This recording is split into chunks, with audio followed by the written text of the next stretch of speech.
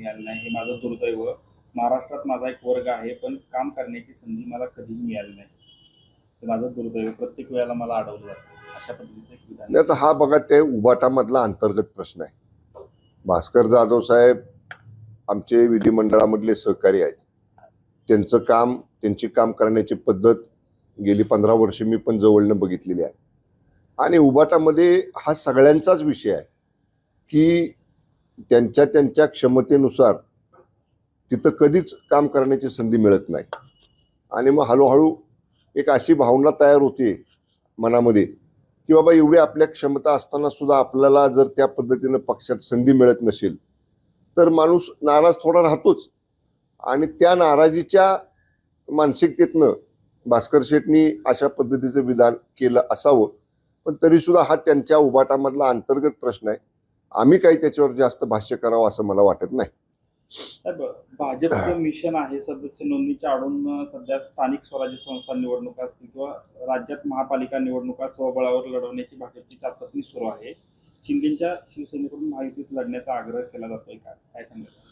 या बाबतीत आमच्या तिन्ही नेत्यांनी विधानसभा निवडणुकीचे निकाल लागल्यानंतर भूमिका स्पष्ट केलेली आहे की स्थानिक स्वराज्य संस्थांच्या निवडणुका सुद्धा ज्या ज्या ठिकाणी महायुती करणं शक्य आहे त्या ठिकाणी महायुती करून आम्ही लढू.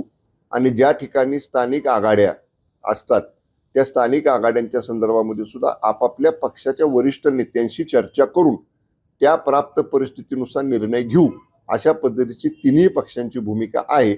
आत्ता तरी आम्ही सगळेजण येणाऱ्या महापालिका असतील, नगरपालिका असतील, नगरपंचायती असतील, जिल्हा परिषद असतील, पंचायत समिती असतील, या सगळ्या स्थानिक स्वराज्य संस्थांच्या निवडणुका ह्या महायुती म्हणूनच लढवण्याच्या पद्धतीनं आम्ही काम करत आहोत.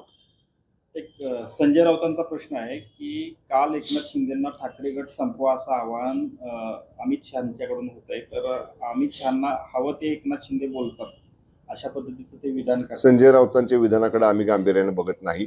संजय राऊत जे काय बोलतात ते तुम्हालाच माध्यमांनाच त्या बोलण्याची खूप आवड आहे. त्यामुळं त्या संजय राऊतांच्या बोलण्यामध्ये काही अर्थ नसतो. संजय राऊतांच्या बोलण्यामध्ये कुठलंही तथ्य नसतं. त्यामुळं ते असं नाहक काही त्या ठिकाणी बोलत असतात. त्यांच्या प्रत्येक वक्तव्यावर आम्ही उत्तर दिलं पाहिजे असं नाही. शेवटचा माझा प्रश्न आहे, म्हाडा मुख्यालयात अधिकाऱ्याच्या दालनात एका महिलेनं नोटा उधळल्याचा प्रकार समोर आलेला आहे. आंदोलन महिलेनं पैसे उधळल्यानंतर केबिनच्या दरवाजाला पैशाचा हार देखील घातलेला आहे. मला कल्पना नाही हा प्रकार कुठं घडलेला आहे तो. त्यामुळं त्याची माहिती घ्यावी लागेल. कुठं घडलाय, का घडलाय, त्याची पार्श्वभूमी काय आहे. पण संबंधित विभागाचे जी काय मंत्री असतील किंवा संबंधित विभागाचे जे काय वरिष्ठ अधिकारी असतील ते या सगळ्या प्रकरणाची चौकशी करतील. साहेब, उपमुख्यमंत्री एकनाथ शिंदेचा ड्रीम प्रोजेक्ट आहे नवीन महाबळेश्वर, आणि त्या अनुषंगाने 235 गावांचा पहिलं जे आहे त्याबद्दलचा प्रस्ताव गेलेला आहे पुढे. पण नेमकं याच्यामध्ये काय केलं जाणार आहे याच्याबद्दलचं स्पष्टता अजूनही नाहीये की नवीन महाबळेश्वरमध्ये नेमकं केलं काय जाणार आहे. आणि दुसरी गोष्ट, 294 गावं वाढीव अजून त्याच्यामध्ये ऍड होण्यासाठीचा जो काही हे आहे तर ती प्रोसेस कुठपर्यंत आली आहे आणि याच्याबद्दल काय सांगा. बघा, विस्तारित महाबळेश्वर किंवा नवीन महाबळेश्वर जो विषय आहे तो बऱ्याच दिवसांपासून प्रलंबित होता. महाराष्ट्र राज्य रस्ते विकास महामंडळ MSRDC ही यंत्रणा त्याचा DPR तयार करते आहे. मागच्याच महिन्यामध्ये आदरणीय उपमुख्यमंत्री एकनाथजी शिंदे साहेब जेव्हा दरेगावी आले होते तेव्हा त्यांनी त्या संपूर्ण यंत्रणेच्या अधिकाऱ्यांच्या बरोबर, स्थानिक प्रशासनाच्या बरोबर या सगळ्या गोष्टींची चर्चा केलेली आहे. आदरणीय शिंदे साहेबांनी स्पष्ट सांगितलेलं आहे की महाबळेश्वर, पाचगणी, तापोळा हा जो परिसर आहे हा आता कंजेस्टेड झालेला आहे आणि पर्यटकांना थोडासा विस्तार तिथं झालेला पाहिजे.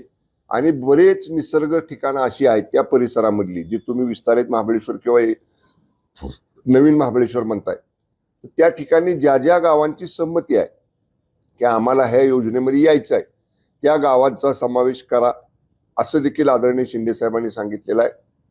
परवाच्या DPDCच्या बैठकीमध्ये साताऱ्याच्या अनेक मान्य आमदार महोदयांनी किंवा मान्य मंत्री महोदयांनी सांगितलं की जी काय आता त्याची प्राथमिक तयारी सुरू आहे त्याचं सादरीकरण किंवा त्याची माहिती एकदा जिल्ह्यातल्या सगळ्या आमदार मंत्र्यांना द्या.